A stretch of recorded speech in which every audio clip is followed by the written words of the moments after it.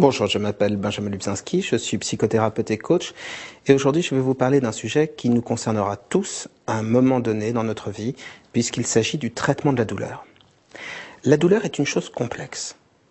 Bien sûr, une blessure peut faire mal, les somatisations, le stress peuvent créer des douleurs objectives, mais quelle que soit la problématique de douleur, le stress, l'inquiétude surajoutent à la douleur.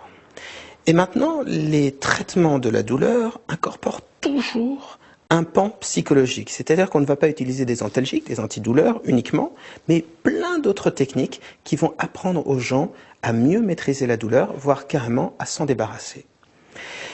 Les soins palliatifs, par exemple, utilisent la sophrologie, utilisent l'hypnose, utilisent les techniques de relaxation, des techniques d'expression aussi, qui permettent de diminuer d'une manière considérable la douleur. Donc quand on traite ce genre de problématique, c'est important à la fois d'avoir une approche médicamenteuse et en même temps une approche psychologique.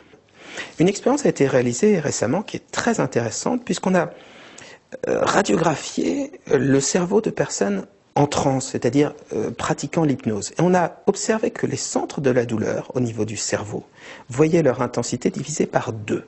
C'est bien la preuve médicale de l'efficacité d'outils psychologiques.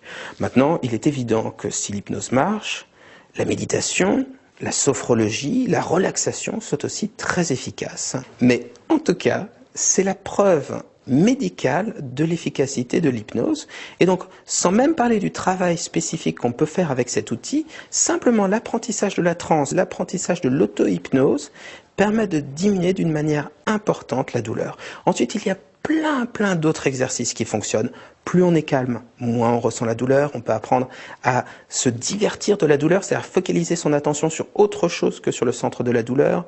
On peut apprendre avec la respiration à diminuer son intensité. Il y a énormément de choses à faire. C'est un sujet très complexe, donc c'est important lorsque vous consultez de voir quelqu'un qui est vraiment spécialisé dans ce genre de traitement et qui a des moyens concret et efficace d'action. L'hypnose en fait partie, la sophrologie, la méditation fonctionne bien, les exercices de relaxation d'une manière générale. En tout cas, n'ayez pas une sorte de fatalisme vis-à-vis de la douleur. Quel que soit votre type de douleur, dites-vous qu'il est tout à fait possible d'améliorer la situation. L'important, c'est évidemment, quelle que soit la douleur, dans un premier temps, de consulter un médecin pour voir son origine, son sens, parce qu'il ne faut pas supprimer le message de la douleur s'il y a un réel problème médical derrière.